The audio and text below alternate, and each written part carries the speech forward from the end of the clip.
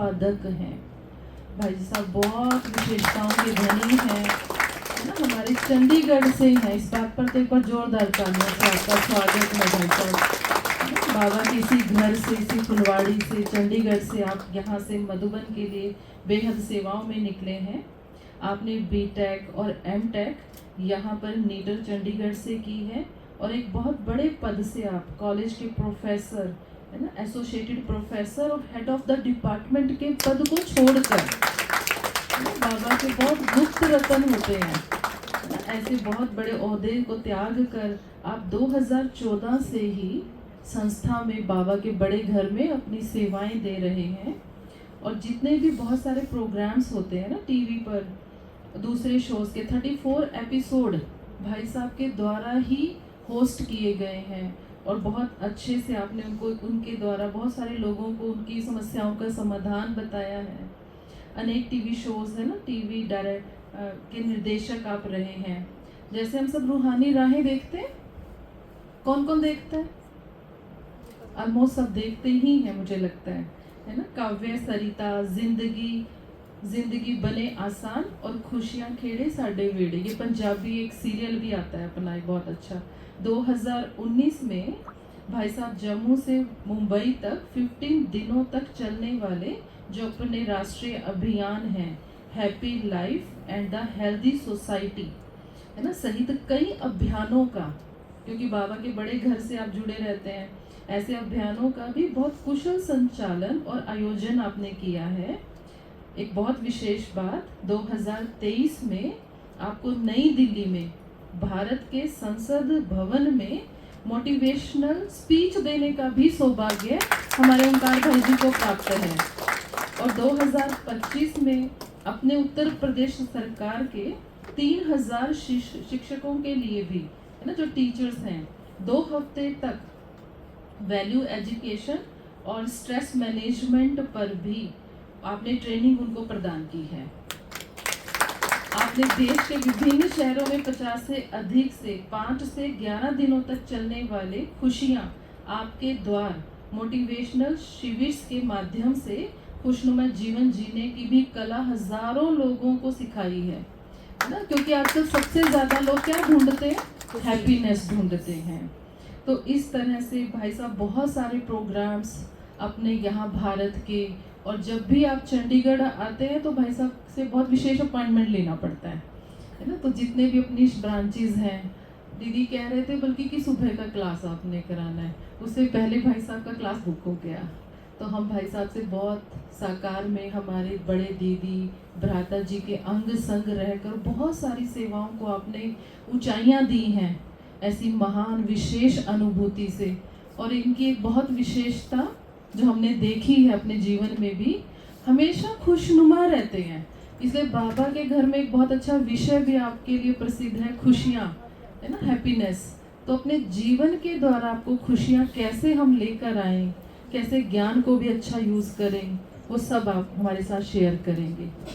इससे पहले हम चाहेंगे हमारी बहनें भाई साहब का अभिनंदन करें, स्वागत करें फूलों के द्वारा, चुनरी के द्वारा, माला के द्वारा। हम सभी क्या करेंगे? तालियों से सहयोग देंगे। बहुत बहुत स्वागत है भाई जी आपका।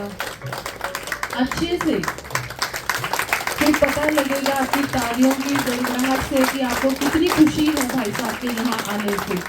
सिर्फ तालियां बजाने से भी हमारी खुशी बढ़ जाती है, और जब सुनेंगे तो वो कई गुना और बढ़ जाने वाली है। आप बाबा के इस बड़े घर में पहली बार आपका आना हुआ है, और हम चाहेंगे कि भाई साहब बार बार इधर आए। सुनील भाई जी से भी रिक्वेस्ट है, भाई साहब का आकर सम्मान करेंगे।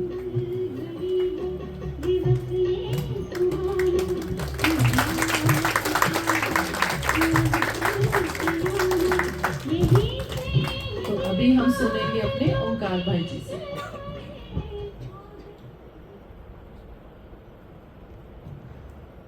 आगे सोफा खाली है, कुलदीप भाई संजय भाई आगे आ जाओ, दो जने ना आगे आओ, यहाँ से आगे आ जाओ, कुलदीप भाई आगे आ जाओ, सोफे में सीट्स हैं।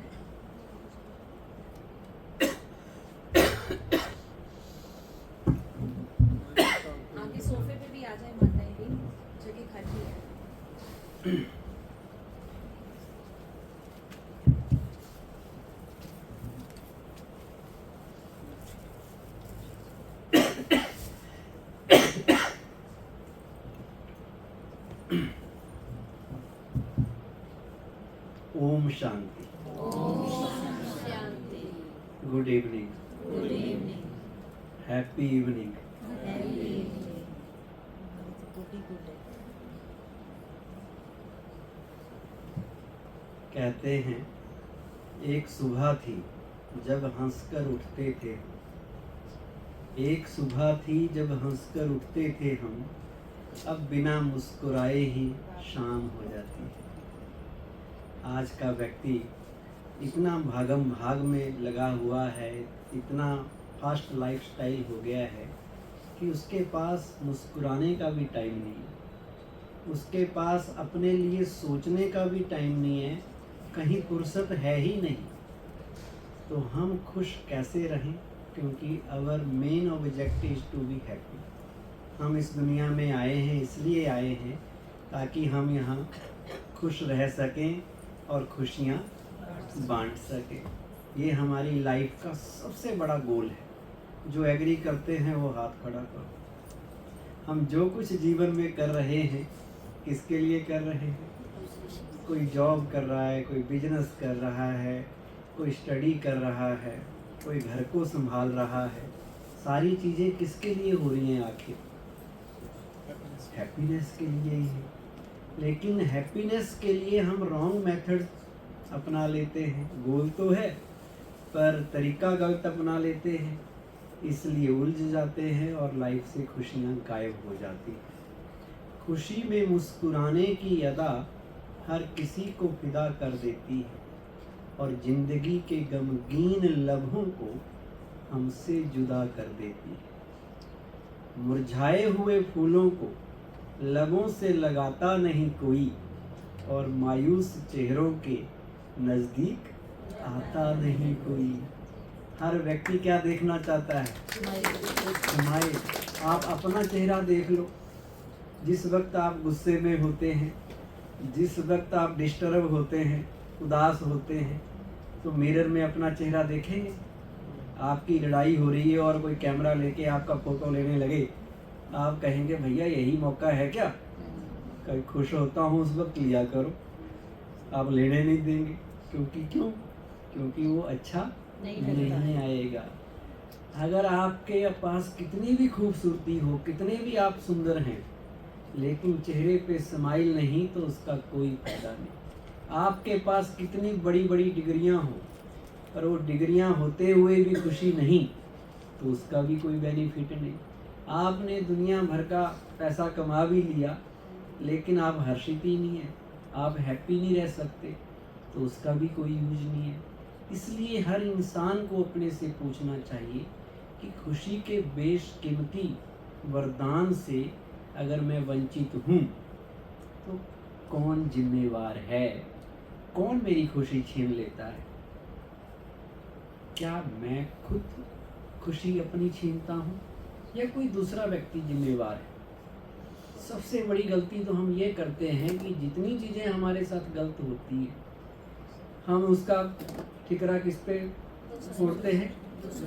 दूसरों के ऊपर फोड़ते हैं। बहू कहेगी जी मेरी सास ही ऐसी है, पत्नी कहेगी मेरा पति ऐसा मिला है, कोई बच्चों से परेशान तो कोई बॉस से परेशान, कोई पड़ोसियों से परेशान। दूसरों को कारण बताते रहेंगे, इनके कारण ऐसा हो रहा है, जिसे कहते हैं ब्लेम गेम, है ना। वो कहते हैं व्यक्ति डूबता है तो पानी को दोष देता है, गिरता है तो पत्थर को दोष देता है। आदमी भी अजीब किस्म का प्राणी है, कुछ कर नहीं पाता तो किस्मत को दोष देता है। लेकिन अगर आपने खुश रहना है तो सबसे पहले खुद को समझाओ कि मेरी खुशी मुझसे कोई छीन नहीं सकता। I am the owner of my happiness, I am responsible for my happiness. मेरी खुशी मेरी अपनी अमानत है। It's my state of being, ये मेरी नेचुरल नेचर है, ये बाहर की चीज़ों से नहीं आती। आज हमने अपनी हैप्पीनेस को डिपेंडेंट कर दिया है ना। मुझे ये मिलेगा तो मैं खुश रहूँगा, मेरे पास ये चीज़ आएगी मैं वहाँ तक पहुँच जाऊँगा, जिस दिन मेरी प्रमोशन हो जाएगी, जिस दिन मेरी सैलरी इतनी हो जाएगी, जिस दिन मेरे बच्चे की एडमिशन हो जाएगी हम उस दिन खुश होंगे। लेकिन हैप्पीनेस डेस्टिनेशन नहीं है, हैप्पीनेस इज ए जर्नी। जो भी आप काम कर रहे हैं उसको अगर आप खुश होके करें तो गोल भी आपका बिल्कुल सही होगा, तो मंजिल मिलनी ही मिलनी है। ये नहीं कि हम ये करें तो कुछ हो। जितनी भी दुनिया की चीज़ें हैं, मटेरियल ऑब्जेक्ट्स, वो आपको खुशी नहीं दे सकती। सबसे पहले आपको ये समझना पड़ेगा, वो अलग चीज़ें हैं, हैप्पीनेस कुछ और है। जितनी चीज़ें हैं साइंस के साधन, ये आपको कंफर्ट्स देते हैं, आराम देते हैं, लेकिन सुख या दुख नहीं देते।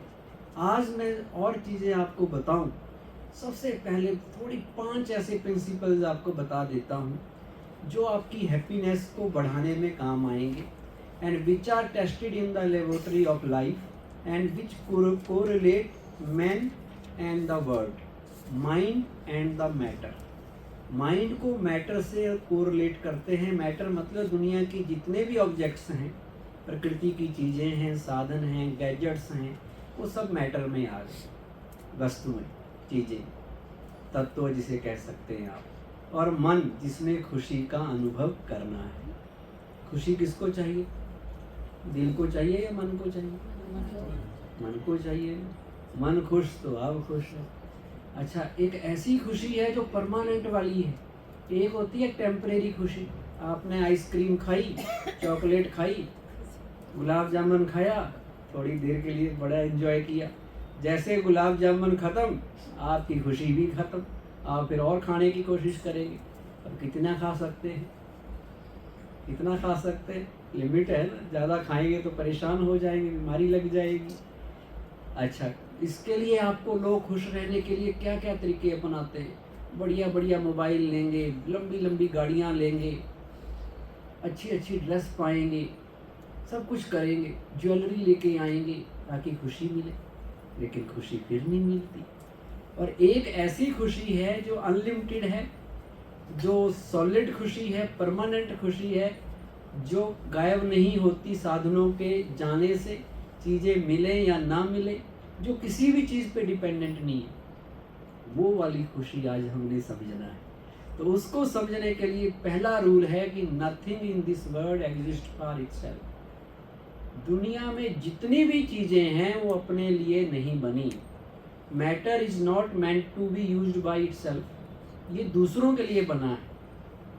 आप देखेंगे गाय अपना दूध खुद के लिए रखती है, हमें देती है, किसी और के लिए देती है।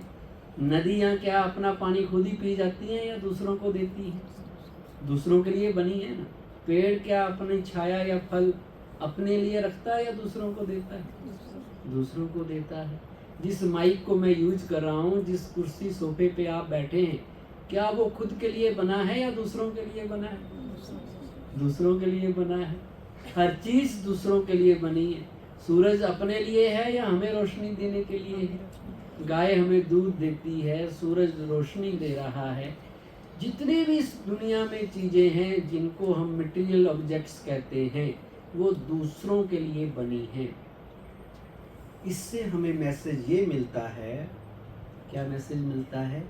वो है सर्विस का, कि दूसरों को जो सर्विस करेगा unconditionally, without any expectation in return, selflessly जो सर्विस करेगा, वो व्यक्ति सुखी रहेगा। प्रकृति भी हमें मैसेज देती है, गिव गिव एंड गिव। जो देने का भाव रखता है वो कैसा रहता है? सुखी रहता है। और जो लेने का रखता है वो भिखारियों की लाइन में सबसे आगे होगा। कहीं से भी मिल जाए वो सोचेगा सबसे पहले मुझे मिलना चाहिए। अच्छा, एक तो होता स्थूल चीज़ें लेना, और एक है लेने की भी क्या क्या इच्छा है लोगों की। मुझे रिस्पेक्ट मिलना चाहिए, मेरा नाम, मान, शान, रुतबा, स्टेटस, पोजीशन ये मेरी होनी चाहिए, मेरे से पूछ के हर काम होना चाहिए, ये भी लेने की इच्छा है। मुझे लोगों को मुझे प्यार देना चाहिए, सहयोग देना चाहिए, सुख देना चाहिए, खुशी। हम हर चीज़ दूसरों से मांग रहे हैं कि ये व्यक्ति मुझे खुशी देगा तो मैं खुश हूँ। तो ये मांगना ही तो हुआ। लेकिन पहला रूल ये कहता है कि हमें देने का भाव रखना है। आप दूसरों को सुख देने लग जाएंगे, आपके पास सुख ऑटोमेटिकली आने लग जाएगा। आप किसी को खुशी देंगे, खुशी आपके पास आएगी। सहयोग देंगे, सहयोग आएगा। जो देंगे रिटर्न होके आएगा। ये नेचर का रूल है। जो आप बांटेंगे वही वापस आएगा। मेहंदी बांट लीजिए, आपके हाथों में थोड़ी सी लग जाएगी, आपको मिल जाएगी। कोयला बांटिए तो हाथों में तो क्या, चेहरे पे भी काला हो सकता है कोयला बांटते बांटते। दुख देंगे तो दुख मिलेगा, सुख देंगे तो सुख मिलेगा। और हर चीज़ देने का मैसेज देती है, हम भी देने लग जाए। पहला रूल है। दूसरा रूल है कि we can't become the owner of any material object, we can just use that. जितनी भी प्रकृति की चीज़ें हैं, साधन हैं, उन चीज़ों को हम केवल और केवल प्रयोग में ला सकते हैं। जिस घड़ी हमने समझा कि मैं इस चीज़ का मालिक हूँ, वो मालिकपन की फीलिंग आपको दुख में लाएगी। कैसे लाएगी बताओ, कैसे लाएगी? कहते हैं दुनिया एक मुसाफिर खाना है, ये एक सराय है। हम थोड़े टाइम के लिए आए हैं, थोड़े टाइम में चले जाएंगे। तो यहाँ हमें चीज़ें केवल यूज करने के लिए मिली है। सपोज आप 5 दिन के लिए किसी होटल में ठहर जाइए। होटल में आप ठहर गए तो होटल में आपका रूम नंबर भी वही है, होटल का एड्रेस भी वही है, वहाँ आपको टेलीफोन भी मिला है, रेफ्रिजरेटर भी मिला है, फैन भी मिला है, एसी कई फैसिलिटीज़ आपको मिल रखी है यूज़ करने के लिए। क्या आप उनके मालिक हैं? नहीं। आपने यूज़ करना है क्योंकि आपको पता है 5 दिन बाद मैंने चले जाना है, मैं तो जर्नी पे हूँ। तो लाइफ इज आल्सो जर्नी। हम भी यहाँ 80, 90, 100 साल की एक जर्नी के लिए आए हैं। कोई भी चीज़ हमारी नहीं हो सकती, क्योंकि जैसे ही आपने ओनरशिप की फीलिंग लाई, आप होटल में ठहरे हैं, आपके कमरे में के साथ वाले कमरे में कोई कील मार रहा है, आप कहेंगे मारने दो भाई, मुझे क्या फ़र्क पड़ता है, मेरा अपना थोड़ी है। और अगर आपका किराएदार हर रोज़ कील मारे तो आपको ऐसा लगेगा ये मेरे मकान को नहीं, मेरे दिल में चोट मार रहा है। आप फटाफट जाएंगे, भाई तोड़ देगा क्या मकान? क्यों क्यों दुख हुआ आपको? क्योंकि आपने सोचा ये मेरा है। मेरा अटैचमेंट लाता है, और जहाँ अटैचमेंट है वहाँ सफरिंग है, वहाँ पोजेसिवनेस आ जाती है। फिर हम उसको कैसे भी करके कंट्रोल करने की कोशिश करते हैं। ग्रीड भी आ जाती है, ज़्यादा से ज़्यादा उन चीज़ों को लाने की कोशिश करते हैं क्योंकि समझते हैं मेरी। तो इसलिए कहते हैं कि हम इस फीलिंग से निकलें, हम केवल ट्रस्टी समझकर चीज़ों को यूज करें। जो चीज़ें हमें मिली हैं, सपोज किसी ने चंडीगढ़ में बहुत बढ़िया बंगला ले लिया, मकान बना लिया, वो कहता जी मेरा ही बंगला है, मैं खुद गया था रजिस्ट्रार के ऑफिस, मैंने रजिस्ट्री कराई थी, ये तो मेरे नाम का है। लेकिन नाम होने से सुख नहीं मिलेगा। सुख मिलेगा जब आप उसको यूज़ करेंगे। अगर आप यूज़ कर रहे हैं तो मकान का सुख आपको मिलेगा। अगर आपने किराए पे दे दिया तो सुख किसको मिल रहा है? किराएदार को। किसी ने ज़बरदस्ती कब्जा कर लिया, आप रह जाओगे कोर्ट में झगड़ा करते, वो सुख के बजाय दुख भी दे देगा आपका ही मकान आपको। और आज चले गए शरीर छोड़ के तो लोग पूछने लग जाएंगे भाई अगला कौन है, अब इसका उत्तराधिकारी कौन है, किसके नाम चला शिफ्ट हो गया, तो परमानेंट नाम तो नहीं हुआ ना। तो इसलिए ये मैसेज है कि हम ये सोचें जो भी चीज़ें हैं वो परमात्मा की देन समझ के यूज करें कि ये भगवान ने हमें दी हैं इस्तेमाल करने के लिए, अपने लिए भी और दूसरों के लिए भी। इनका मालिक मैं नहीं हूँ। तीसरी चीज़, तीसरा रूल है, mere possessions of material objects does not lead to happiness. केवल चीज़ें इकट्ठी करने से, साधन बढ़ा देने से खुशी नहीं मिलती। आप कितना भी अंधाधुंध पैसा इकट्ठा कर लो, दुनिया भर की चीज़ें ले आओ, लंबी वाली कार ले आओ, बड़ा सा बंगला बना लो, कितना भी बाहर का पद पोस्ट स्टेटस बना लो, लेकिन वो गारंटी नहीं है आपकी हैप्पीनेस की। क्या है? कि ऐसा है कि जो ज़्यादा अमीर है वो ज़्यादा खुश हों और जिनके पास जितनी कम प्रॉपर्टी है वो उतने दुखी हों? ऐसा तो नहीं है। उल्टा हो सकता है कि अमीर दुखी भी हो सकता है गरीब ज़्यादा सुखी हो। अगर ऐसा होता है कि पैसा और भौतिक विकास ही सुख का आधार है, तो जितने अमीर हैं उनको तो दिन में भी नींद आ जानी चाहिए थी। अमेरिका के लोग तो अच्छे सोए होते, उनकी तो नींद ट्रंप ने हाथ कर रखी है खराब। इसका मतलब केवल बाहर से ताकतवर होने से, बाहर की चीजें बना लेने से खुशी नहीं मिलती। उसके लिए कुछ और चीजें भी चाहिए जीवन में। अगर वो नहीं है, जितने भी मटेरियल ऑब्जेक्ट्स हैं वो आपको हैप्पीनेस भी दे सकते हैं। They can be become the source of happiness, these can be become the source of sorrow and these can also become the source of extreme sorrow। तो दुख भी दे सकते हैं, वही कार आपको सुख भी दे सकती है कभी, और वही कार, वही प्रॉपर्टी, वही मकान, वही आपकी सारी चीजें आपके दुख का कारण भी बन सकती हैं। केवल इनका होना गारंटी नहीं है। यह है गारंटी? नहीं है ना गारंटी। आप कितना भी कर लो, कितनी भी बड़ी से बड़ी चीज कर लो, लेकिन आपको कुछ और भी करना पड़ेगा। लोगों को लगता है पैसा कमा लेंगे सब ठीक हो जाएगा। पैसा इंपॉर्टेंट है, money is something but not everything. पैसे के बिना आप एक सेब भी नहीं खरीद सकते, सच्चाई है। लेकिन केवल पैसे को इम्पोर्टेंस देना, वो ऐसा है जैसे कोई लेडी ब्यूटी क्लिनिक पे जाए और कहे जी मेरे नाक को सुंदर कर दो। अब नाक तो कर दिया, पैसे भी करके सुंदर बना लिया, बाकी से वैसे ही है जैसे पहले है, तो मिसमैच हो जाएगा ना। तो हमने केवल एक एस्पेक्ट के ऊपर तो ध्यान दिया, लेकिन एस्पेक्ट कई है लाइफ के। Life is holistic. आपकी हेल्थ है, आपकी रिलेशंस हैं, आपके बिहेवियर है, कई चीज़ें हैं। आप दुनिया भर की चीज़ें बना ली, सब कुछ कर लिया, लेकिन अगर कुछ अच्छे काम नहीं किए होंगे तो गड़बड़ हो जाएगी। इसलिए चौथा रूल है कि Fortune and happiness depends upon accumulated stock of good Karma, good actions. आपकी हैप्पीनेस के लिए पुण्य की पूंजी जमा होनी चाहिए, दुआएं कमाई हुई होनी चाहिए। जिसके खाते में पुण्य के कर्म हैं, अच्छे कर्मों का स्टॉक है, वो व्यक्ति खुश होगा।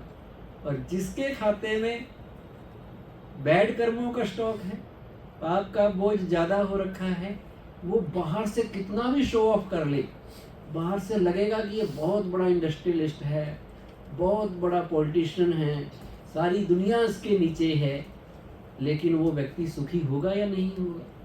देखा कभी आपने यूएसए का प्रेसिडेंट हंसता हुआ? क्यों नहीं हंस सकते? क्योंकि अंदर चल रहा है, युद्ध चल रहा है, अंदर डिस्टर्बेंस है। जो व्यक्ति खुद दुखी होगा वो दूसरों को भी दुखी बांटेगा। कोई भी व्यक्ति किसी भी एरिए में, तो उसके लिए अच्छे कर्मों का स्टॉक होना चाहिए। मान लो एक बहुत बड़ा सेठ है, सेठ जी जा रहे हैं अपने नौकर ड्राइवर के साथ गाड़ी में। अब ड्राइवर ने गाड़ी रोकी एक बंगाली रसगुल्ले की दुकान के सामने। कहता सर मैं लेके आता हूँ। तो लेके आया और खाने लगा। मालिक को भी कहा कि ले लो आप। मालिक नहीं खा सकता। सेठ क्यों नहीं खा सकता? डॉक्टर ने कह रखा है बेटा जिंदा रहना है तो बॉइल्ड वेजिटेबल खाया कर।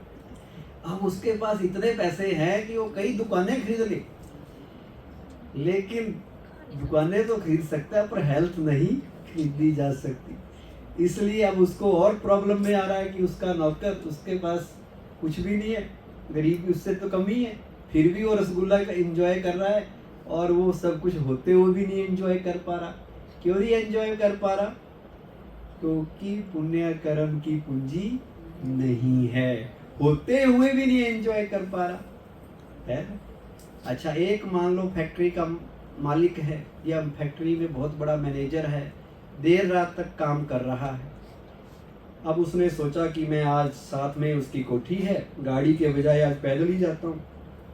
तो पैदल जा रहा था, रास्ते में उसी के फैक्ट्री के मजदूर चूल्हे जलाया हुआ उन्होंने लकड़ी का, खाना बना रहे, खाना बनाते हुए डांस भी कर रहे हैं, गाने भी गा रहे हैं और बड़े खुश हैं।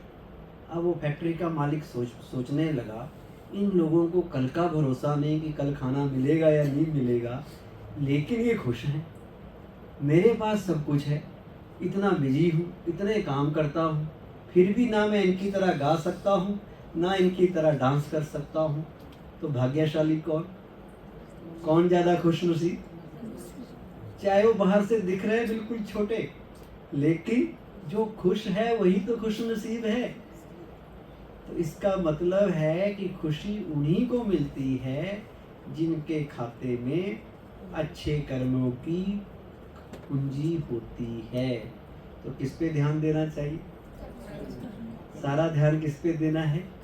अच्छे कर्म करने पे। वही गारंटी है, अच्छे कर्म होंगे तो हेल्थ भी अच्छी हो जाएगी, वेल्थ भी आ जाएगी, कम वेल्थ भी होगी, वो वेल्थ भी सुख देगी।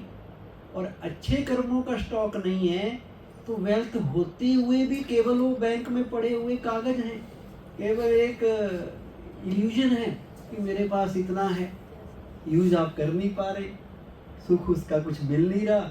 आज आप मालिक हैं, आप चले जाएंगे किसी और के नाम हो जाएगी। 5वां रूल है, matter is good servant but bad master. Mind is good servant and bad master. जो व्यक्ति माइंड को अधीन करके चलता है, उसको अच्छा सर्वेंट बना के यूज करता है, वो सुखदायी है, वो सुखी रहता है। और जो मन के अधीन हो जाता है, जो व्यक्ति मन की गुलामी करता है, मन जिसको नचाता है, जो मन का दास है, वो व्यक्ति दुखी है। तो मन अगर इसको आप गुलाम बना के यूज करेंगे तो ये आपके लिए बहुत अच्छा काम करेगा। It is a good servant पर बैड मास्टर। अगर इसको मालिक बना दिया और खुद नौकर बन गए तो आपको ऐसा नचाएगा कि दुख ही मिलेगा। इतिहास में आपने देखा होगा बड़े बड़े किंग्स, उनका किंगडम चला गया अगर वो अपने मिनिस्टर्स के स्लेव बन गए, अपने मिनिस्टर्स के, अपने कर्मचारियों के अगर अधीन हो गए तो उन्होंने तख्ता पलट दिया और राजा गायब। आज भी कई बार न्यूज़ आती है जी ये फलाना चीफ मिनिस्टर, इसके ऊपर तो अफसर हावी हो रखे हैं, सारा कंट्रोल अफसर ही कर रहे हैं, ये कुछ करता ही नहीं है। तो उसको नेगेटिव माना जाता है कि वो उसको कंट्रोल कर रहे हैं। तो ऐसे ही जीवन में अगर मन हमें कंट्रोल करेगा तो हमें सौरो और ग्रीफ ही मिलेगा। उसके बजाय मन के मालिक अगर हम बन जाएं, मन को मास्टर बनाने के बजाय खुद हम उसके मास्टर बनेंगे तो क्या मिलेगा? सुख मिलेगा। ये 5 ऐसे रूल हैं, थोड़े थोड़े मैंने आपको बताए, लेकिन बहुत गहरे हैं। अब थोड़ी और बातें कर लेते हैं, गहरी से थोड़ी कम, जिसको आप ज़्यादा एंजॉय करेंगे। आज किसी से पूछो क्या हाल चाल है तो क्या कहते हैं? बाहर से तो बेचारे कह देते ठीक ठाक है, लेकिन अंदर से कैसे हैं? अंदर से उनकी बात पूछो तो वो एक ही बात कहेंगे, हजारों लाखों गम हैं, लाखों गम हैं, खुलासा कौन करे? हम तो मुस्कुरा देते हैं, अब तमाशा कौन करे? अब दिल की बात इतनी जल्दी बोलते नहीं, लेकिन है दुखी। नानक दुखिया सब संसार सो सुखिया जिस नाम आधार। सेकंड लाइन ज्यादा इंपॉर्टेंट है, पहली लाइन केवल ज्ञान दे रही है कि हाँ जी दुखी है सब, कोई बात नहीं, चलो दुखी तो है। पर सेकंड लाइन है वही सुखिया है, वही सुखी है जिसने भगवान को अपने जीवन का सहारा बनाया है, उसे याद करता है, जो आध्यात्मिक है, जो अच्छे कर्म करता है। अच्छे कर्म भी कौन करेगा? जो आध्यात्मिक होगा, तो वही सुखी है।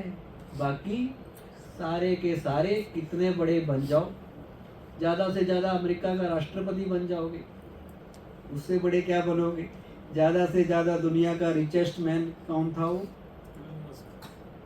आजकल कौन है? Elon Musk. उसने पता नहीं कितनी शादियां कर रखी हैं, कितने बच्चे हैं उसके, वो भी दुखी है। उसकी भी कुछ स्टोरीज आती रहती है गड़बड़ की। तो सुखी कौन है? सुखी हो सकता है एक सिंपल सा आदमी जो रिक्शे में बैठ के जा रहा हो, रिक्शा चला रहा हो, जिसके जीवन में सेटिस्फेक्शन है, वो सुखी है। मैं बताऊं आपको, मैं चंडीगढ़ में था, बहुत पहले की एक बात है, 20 साल पुरानी। जून का महीना था, 12 बज रहे थे, एक रिक्शे वाला पेड़ के नीचे बैठा हुआ था। मैं क्या, भाई साहब थोड़ा उस डेस्टिनेशन पे चलिए। कहता नहीं जाना। मैं क्या, भाई क्यों नहीं जाना, पैसे देंगे आपको। कहता आराम का टाइम है। वो सेटिस्फाइड है, उसको चाहिए ही नहीं ज़्यादा। वो कहता जी अभी आराम का टाइम है, सोने दो भाई, बड़े मुश्किल से इतनी गर्मी में रेस्ट का टाइम मिला है। तो जिसकी ज़्यादा इच्छा है, ये भी ले लूँ, वो भी ले लूँ, वहाँ से भी कमा लूँ, रात को भी कमाऊँ, दिन में भी कमाऊँ, संडे में भी लगा रहूँ, वही तो गुलाम है, वो दुखी है। और जो सोचता है कि जो मुझे मिला है, जो प्राप्त है, वो मेरे लिए पर्याप्त है, वो सुखी है। संतोष धन सबसे बड़ा धन है। गोधन, गज धन, रतन धन। गोधन, गज धन, रतन धन खान, जब आए संतोष धन, सब धन धूल समान। कितने भी धन है दुनिया में, सबसे बड़ा धन वेल्थ, सबसे बड़ी वेल्थ आपकी कंटेंटमेंट है। इसलिए किसी ने बड़ी अच्छी बात कही, साईं इतना दीजिए जामे कुटुंब समाए, मैं भी भूखा ना रहूं, साधु भी भूखा ना जाए। बस इतना ही चाहिए हमें, गुजारा चलता रहे। एक पुराना गीत था ना, मैं उस देश का रहने वाला हूँ, भारत की महिमा करता है। उसमें कि तो थोड़े में गुजारा हमारा होता है, कुछ और की और ज़रूरत हमें नहीं, थोड़े में गुजारा होता है। कुछ और ना आता हो हमको, पर प्यार निभाना आता है। तो भारत की महिमा कर रहा, तो हमें ज़्यादा चाहिए ही नहीं। जो चाहिए करता है ना, इसका मतलब वो सबसे बड़ा बैगर है। और जो कहता सब कुछ है मेरे पास, लोग कहते हैं कि हमारे पास सब कुछ है, उनसे पूछो सुख शांति है या नहीं है। जो मेन चीज़ है, अगर वही नहीं है तो जीवन अच्छा नहीं बन सकता। बाहर की चीज़ें देख के कभी ये ना आइडिया लगाओ कि ये बड़ा सुखी हो। बाहर का फ्रूट हो सकता है पॉलिश किया हो, अंदर से खराब हो। सब्जी बाहर से बड़ी अच्छी लग रही है, अंदर कीड़ा लगा हुआ है, तो वो यूज़ की है। ऐसे ही हम बाहर से चाहे कितने भी अच्छे लगें, लेकिन अगर हमारे अंदर बुराइयां हैं, हमारे संस्कार ही खराब हैं, हमारा करैक्टर ठीक नहीं है, तो हम सुखी नहीं हो सकते, हम यूजलेस ही रहेंगे।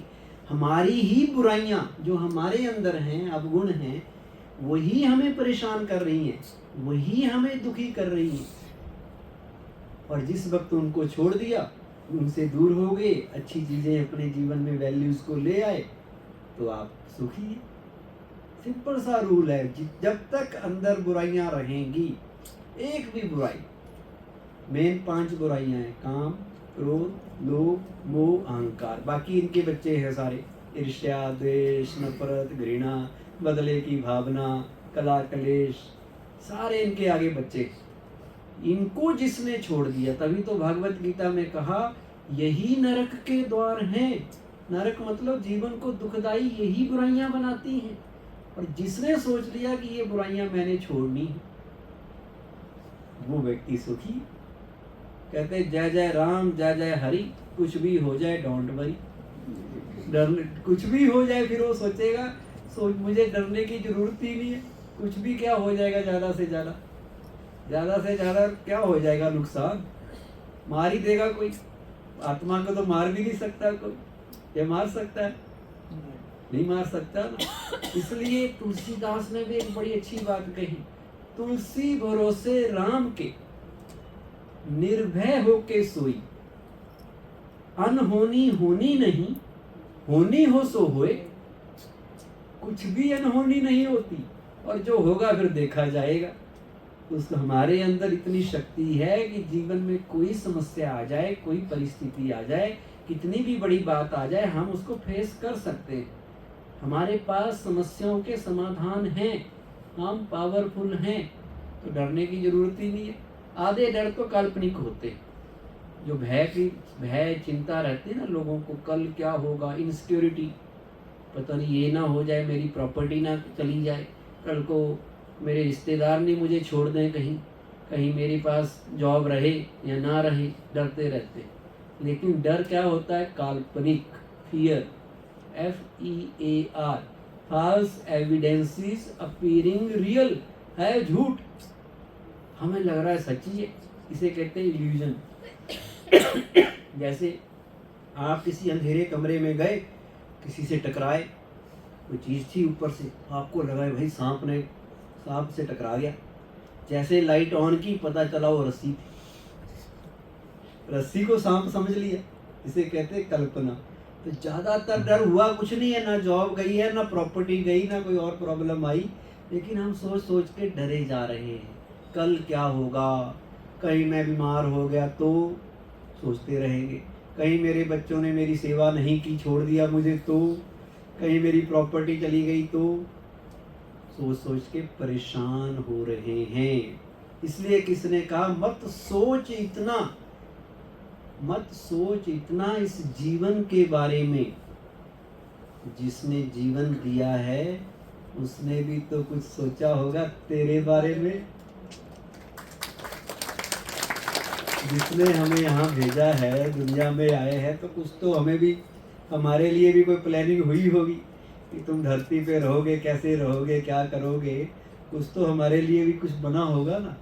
तो उसको अपने लाइफ का जिम्मेवार बना दो। भगवान अपनी जीवन की डोर उसके हाथ में दे दो, निश्चिंत हो जाओ, अपने सारे बोझ, समस्याएं, चिंताएं, सारी मुश्किलें परमात्मा को सौंप के हल्के हो जाओ।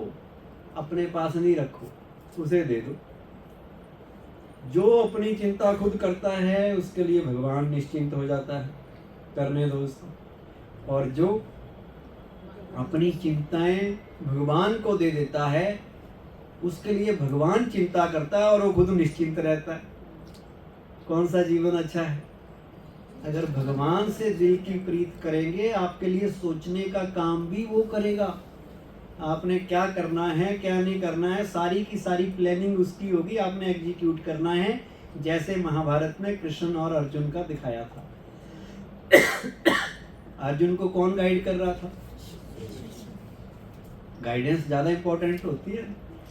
उनके पास ताकत दूसरे पक्ष में भी कम नहीं थी, एक से एक योद्धा थे, पर प्रॉपर गाइडेंस नहीं थी। और उधर उनको जब भी कोई समस्या आती थी, श्री कृष्ण कुछ ना कुछ ऐसी चीज करते थे, बिल्कुल सही हो जाता था। आपको पता है महाभारत में उसको मारना था अर्जुन ने, इसको जयद्रथ को। उसने प्रतिज्ञा की थी कि कल सूर्यास्त से पहले अगर मैं जयद्रथ को नहीं मार पाऊंगा तो मैं खुद आत्मदाह कर लूंगा। तो एक रात पहले सब अपने शिविर में थे, श्री कृष्ण जी भी अपने शिविर में थे। श्री कृष्ण जी को लगा कि पता नहीं अर्जुन कितना चिंतित होगा, क्योंकि कल उसको इतना बड़ा काम करना है, तो मैं क्यों ना जाके उसके शिविर में जाके उसको रिलैक्स करता हूँ, उसको थोड़ा हल्का करता हूँ। तो जैसे ही श्री कृष्ण जी अर्जुन के शिविर में गए तो उन्होंने देखा वो जो अर्जुन था खराटे मार के सो रहा था। उनको आश्चर्य हुआ, उन्होंने उसे उठाया, अरे उठ भाई उठ, तुझे पता नहीं है कल तूने कितना बड़ा काम करना है, अगर नहीं किया तो तुझे खुद मरना पड़ेगा, तू कैसे खराटे मार के सो सकता है, उठो। तो अर्जुन ने बड़ा प्यारा जवाब दिया। उसने, श्री कृष्ण ने कहा कि तुम कैसे सो सकते हो? उसने जवाब दिया, जिसके लिए भगवान जागा हो वो सोएगा नहीं तो और क्या करेगा। आई बात समझ? तो आप उसको तो अपने जीवन की डोर दे दो, वो आपके लिए जागेगा, वो आपके लिए प्लानिंग करेगा, आपके लिए सब अच्छा ही करेगा। और अब मन में रखो निश्चय और विश्वास, सब अच्छा होगा मेरे साथ, जो होगा अच्छा ही होगा। मेरी जन्म पत्री में अच्छा अच्छा और अच्छा ही लिखा है। ये बिलीव सिस्टम अपना डेवलप करो। कभी नेगेटिव ना सोचो, पता नहीं मेरे पास ऐसा क्यों हो रहा है, क्यों नहीं लोग मुझे कोऑपरेट करते, क्यों मेरे जीवन में प्रॉब्लम आ रही है, क्यों ऐसा हो रहा है। ये सोचने के बजाय लगता है मेरे ऊपर ग्रहचारी बैठ गई है, लगता है मेरी तो राहु शनि केतु सब मेरे ऊपर मंडरा रहे हैं, लगता है मेरा बुरा वक्त चालू हो गया है, भगवान भी मेरे से नाराज हो गया है, ये हो गया नेगेटिव थिंकिंग। अगर ये सोचेंगे तो ऐसा ही हो जाएगा, जैसा हम सोचते हैं वैसा हमारे साथ होता है। इसके बजाय पॉजिटिव सोचो कि सब कुछ क्या होगा मेरे साथ, अच्छा ही होगा। मेरा अच्छा नहीं होगा तो किसका होगा? जो भी होगा, कितना वर्ष से वर्ष सिचुएशन आ गई तब भी मैं सरवाइव कर जाऊंगा, तब भी मैं रह सकता हूँ। मेरे पास जॉब हो या ना हो, घर हो या ना हो, कार हो या ना हो, मैं खुश रह सकता हूँ। रह सकता हूँ या नहीं रह सकता? मेरी फर्स्ट प्रेफरेंस, मेरी फर्स्ट प्रायोरिटी मेरी हैप्पीनेस है। हैप्पीनेस को प्रायोरिटी देंगे, बाकी सब ठीक हो जाएंगे। अगर मेरा मन सही है, मन शांत है, मन खुश है, तो कितनी भी बड़ी आपदा होगी मैं उसमें से भी रास्ता निकाल लूंगा। और अगर मैं टेंशन में आ गया, घबरा गया, डर गया, डिप्रेशन में आ गया, तो फिर समस्या मेरे ऊपर हावी हो जाएगी और मेरी हार निश्चित है। एक इंडस्ट्रियलिस्ट था, बिजनेसमैन था, दिवाला निकल गया। लोग उसके पास आए, वो खुश था। लोगों ने आश्चर्य से पूछा कि आपकी खुशी का राज? उसने कहा, जब मैं गांव से शहर आया था मेरे पास कुछ भी नहीं था, आज पहने हुए कपड़े तो हैं, मैंने खुद सब कुछ रचा था, अब फिर से रच लूंगा। कंपनी ही डूबी है, मैं तो जिंदा हूं, मैं जब तक हूं दोबारा बना लूंगा। ये है पॉजिटिव एटीट्यूड। एक है समस्याएं आई ना जीवन में तो हम खुश रहे, एक है समस्याएं आए, समस्याओं को देखने का नजरिया हम बदल दें। हम नेगेटिविटी में भी पॉजिटिविटी, हार में भी जीत ढूंढ लें। ढूंढ सकते हैं या नहीं ढूंढ सकते? कोई कहेगा ये धक्का दिया मुझे, दूसरा कहता झूला झुला रहे हो, और झुलाओ। देखने का तरीका है, देख सकते हैं ना अलग अलग एंगल से। उस एंगल से क्यों देखना जो हमें डिस्टर्ब करे, जो हमारी उदासी बढ़ाए, हमें परेशान करे। उसके बजाय हम हर चीज से खुशी ढूंढें, और खुशी ढूंढेंगे तो हर जगह खुशियां ही खुशियां हैं। ये दुनिया खुशियों से भरी हुई है, लेकिन अगर हम शिकवे और शिकायतें करते रहेंगे, कंप्लेंट्स करते रहेंगे, तो कभी भी खुश नहीं रहेंगे, कभी खुश नहीं रहेंगे। और उसके बजाय कम्प्लीमेंट करो, थैंक्स करो सबका, प्रकृति का थैंक्स करो, लोगों का थैंक्स करो, भगवान का शुक्रिया करो, ग्रैटिट्यूड जिसे कहते हैं, तो खुशी अपने आप आती है। और जिस वक्त हम कंप्लेन करते हैं, शिकवे करते हैं, तो उदासी आती है नहीं। ज़्यादा एक्सपेक्टेशन जब किसी से करते हैं, मेरे को ये नहीं मिला, मेरे को वो नहीं मिला, उसको इतना ज़्यादा मिल गया, मुझे कम मिला, भगवान मेरे ऊपर भी कुछ रहम करो, मुझे भी लिफ्ट करा दो। एक गीत गाता था ना एक आदमी, मुझको भी लिफ्ट करा दे। कहता कैसे कैसों को दिया है, किसी को सोना दिया, किसी को चांदी दिया, किसी को गाड़ी दी, मुझको भी दे दे। वो कहता है तेरे को लिफ्ट में बैठ तो जा, तू लिफ्ट में बैठूंगा तेरे को भी करा दूंगा। और वो लिफ्ट में बैठना है, भगवान को याद करना, उसका हाथ पकड़ना। उसका हाथ जब पकड़ते हैं वही लिफ्ट है। वो हमें बहुत कुछ दे रहा है, किसी चीज़ की कमी नहीं है हमारे पास, पर हमारी फितरत है कि जो मिला है उसको तो देखते नहीं, उसकी तरफ तो पीठ कर लेते हैं, और जो नहीं मिला है 24 घंटे उसके बारे में सोचते रहते हैं। हमारे मुंह में पता नहीं 32 दांत है कि 28, कभी काउंट भी नहीं करते। सुना है कि 32 हैं तो सोच लेते उतने ही होंगे, होते वैसे 28 से ज़्यादातर के, बाद में किसी किसी के आते हैं 32। पर आज अगर डेंटिस्ट आपका एक दांत निकाल दे, सारी रात जीभ उसको ढूंढेगी, वहीं जाएगी कि कहाँ गया। इसे कहते हैं खाली जगह पे भटकना। जो है उसका तो सुख लेते नहीं, जो नहीं मिला उसका देख रहे हैं। तो सुखी रहने का तरीका है शुक्रिया करो भगवान का। हे भगवान, तूने मुझे क्या नहीं दिया। दिल पे हाथ रख के पूछो तो सही, कितना भरपूर कर रखा है उसने। 2 आंखें दी, सुंदर शरीर दिया, हेल्दी शरीर दिया, खाने को भोजन दिया, और क्या चाहिए। चंडीगढ़ जैसे शहर में हम रह रहे हैं, सिटी ब्यूटीफुल में, भारत जैसे अच्छे देश में हम पैदा हुए हैं और हमें क्या चाहिए। और एक अगर सोचेंगे तो बहुत कुछ मिला है, और ना सोचेंगे तो लगेगा मुझे मिला ही नहीं, मुझे मिला ही नहीं। अब सारी चीज़ें एक को थोड़ी दे देंगे, भगवान वो देता है जिसकी आपको ज़रूरत होती है। ज़रूरतें सबकी पूरी होती हैं, ज़रूरतें सभी की पूरी होती हैं, और ख्वाहिशें तो बादशाहों की भी अधूरी रहती हैं। ख्वाहिशों का कोई अंत नहीं है। आप टाटा बिरला भी बन जाओ, अडानी अंबानी भी बन जाओ, तब भी आप खुश रहने वाले नहीं हैं। आप कहेंगे एलन मस्क क्यों नहीं बना। और जो एलन मस्क है उसको ये चिंता है कि मैं कितने दिन तक टॉप पोजीशन पे रहूँगा, मेरी पोजीशन फर्स्ट वाली कोई छीन ना ले। सेकंड वाला सोच रहा है कि ये क्यों है फर्स्ट पे, मैं होता तो ज़्यादा अच्छा होता। अब चाहिए कितना हमें। गांधी जी कहते थे 2 रोटी और 1 धोती, बाकी सब बकवास है। यही तो चाहिए, बेसिक कपड़ा मिल जाए, खाने को खाना में रोटी मिल जाए, और कितना हम इतनी इकट्ठी कर लेंगे चीज़ें, वो सुख नहीं देंगी। और जो मिली है आप उसको तो एंजॉय करो। जो मिला है, अपना मिला हुआ है, उसको एंजॉय करो। दूसरों की थाली में ना देखो कि उसको क्या क्या मिला है। उसकी जर्नी अलग है, आपकी जर्नी अलग है। आपको आपकी नीड्स तो पूरी हो सकती हैं, पर आपकी ग्रीड कभी पूरी नहीं हो सकती। तो ये बात जीवन में धारण करो। एक और बात कर लो, खुश रहना है अगर, हमेशा अपने को निमित्त समझो, इंस्ट्रूमेंट समझो। सोचो मैं करनहार हूँ, लेकिन कराने वाला वो परमात्मा है, वो करावनहार है। उससे आपको ईगो नहीं आएगा कभी। अगर मैं जो कर रहा हूँ ये मेरी बदौलत नहीं है, ये उसकी है। वो करन करावनहार है, वो करा रहा है। मैं केवल करने का अधिकार मुझे है। इससे क्या होगा कि कर्म हम करेंगे, अच्छे से अच्छा करेंगे, पर कर्म का फल का इफेक्ट हमारे ऊपर नहीं पड़ेगा।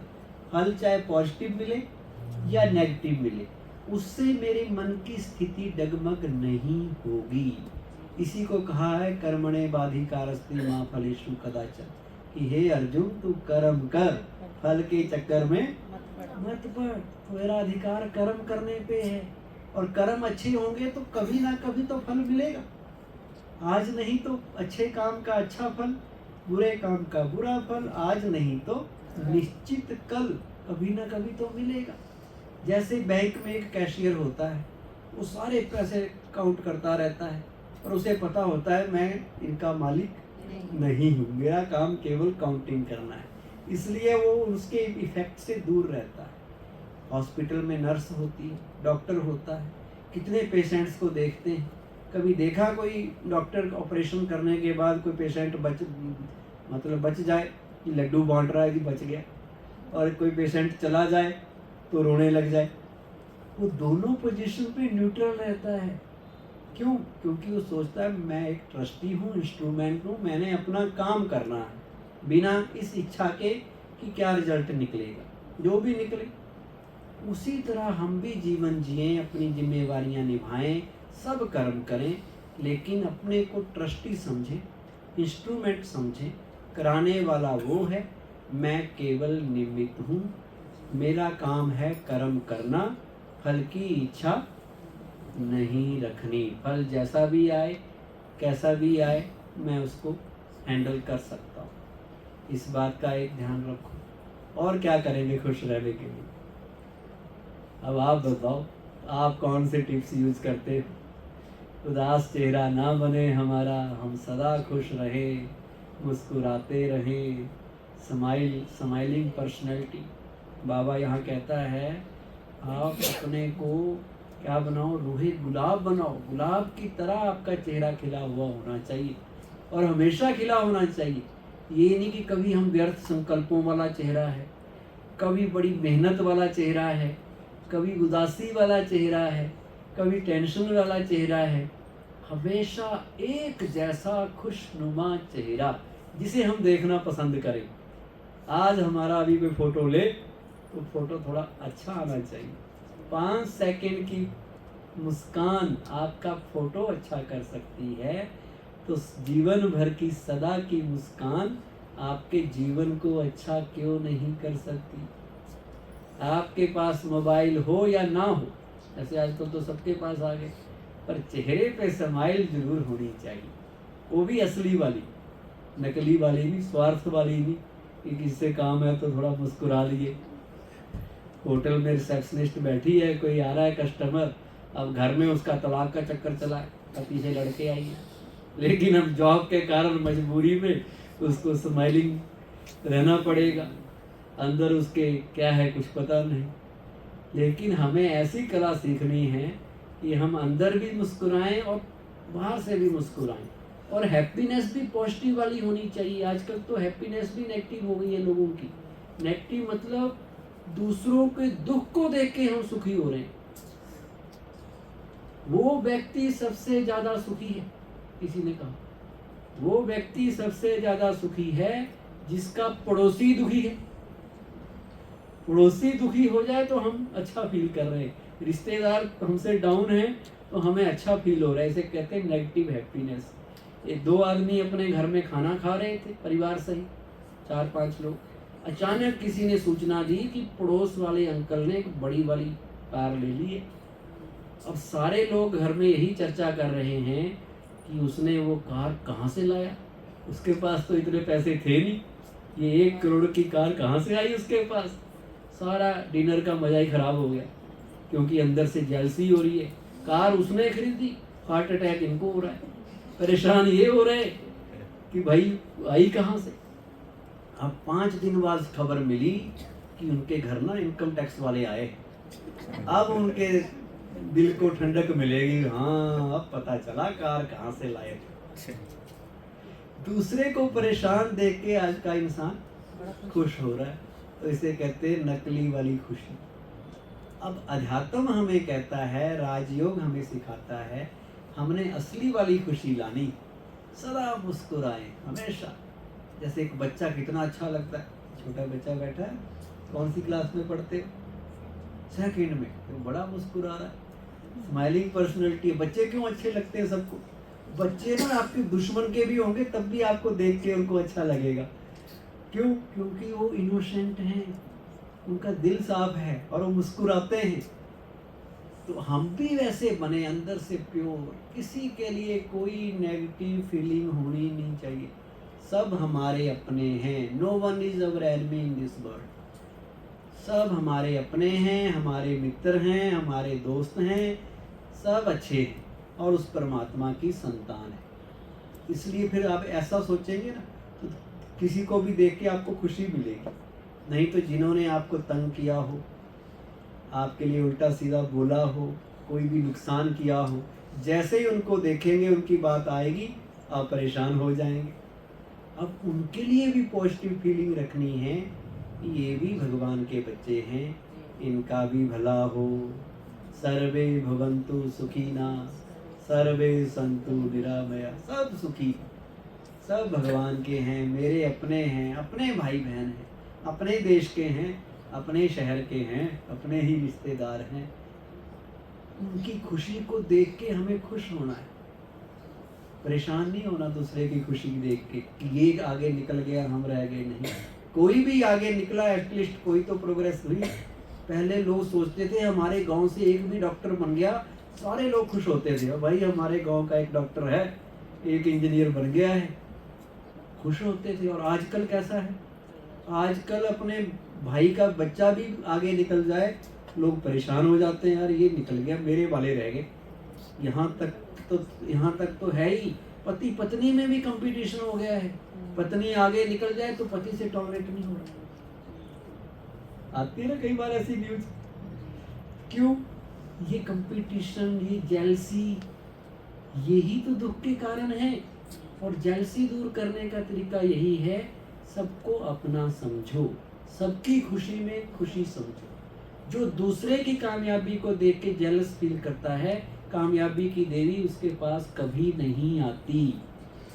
इसलिए जब कोई आगे बढ़े, आगे जा रहा है, आप खुश होंगे तो कामयाबी आपकी तरफ भी अट्रैक्ट होके आ जाएगी और आप भी प्रोग्रेस करेंगे।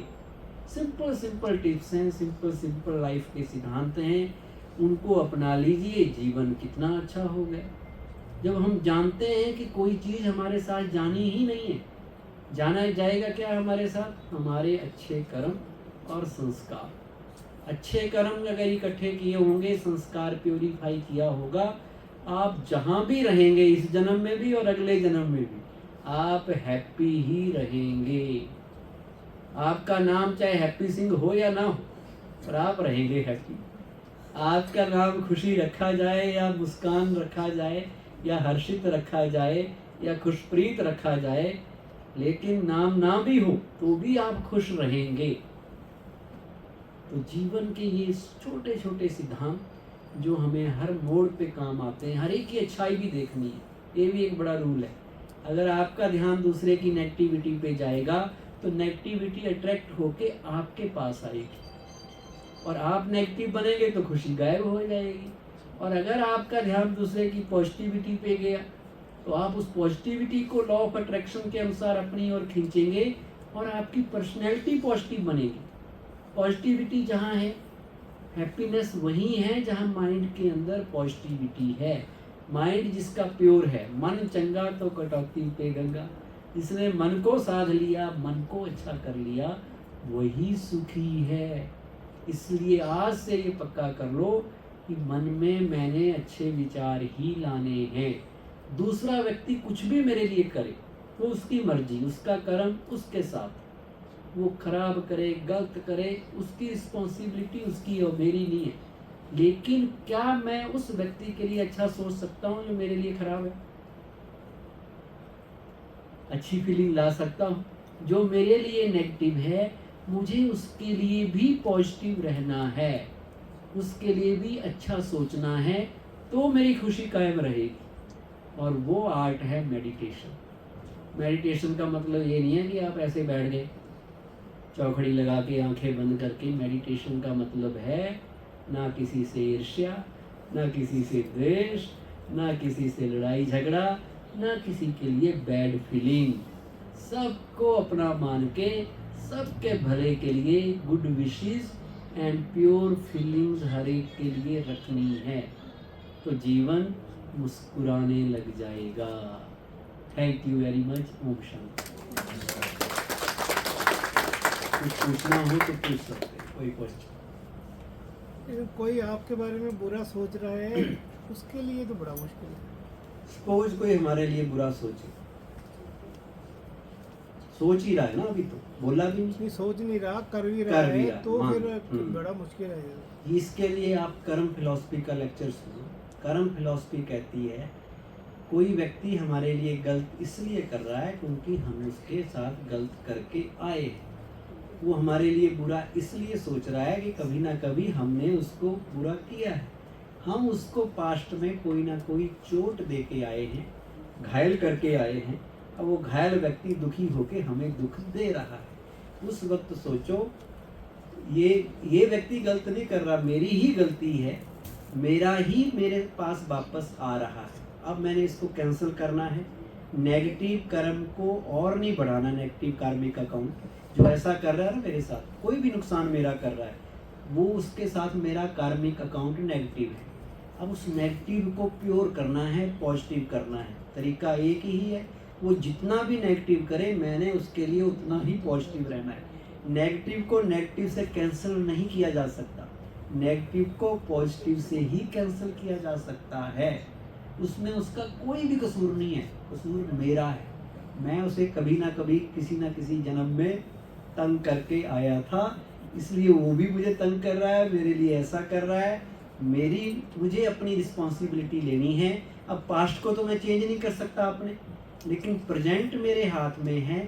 मैं प्रेजेंट में उसके लिए बिल्कुल गुड विशेस, उसके लिए दुआएं, केवल प्योर एनर्जी, क्लीन एनर्जी उसके लिए कि भाई तुम्हारा भला हो, तुम सुखी रहो। है तो असंभव चीज, आप कहोगे मारा भी उसने और झुके भी हम ही।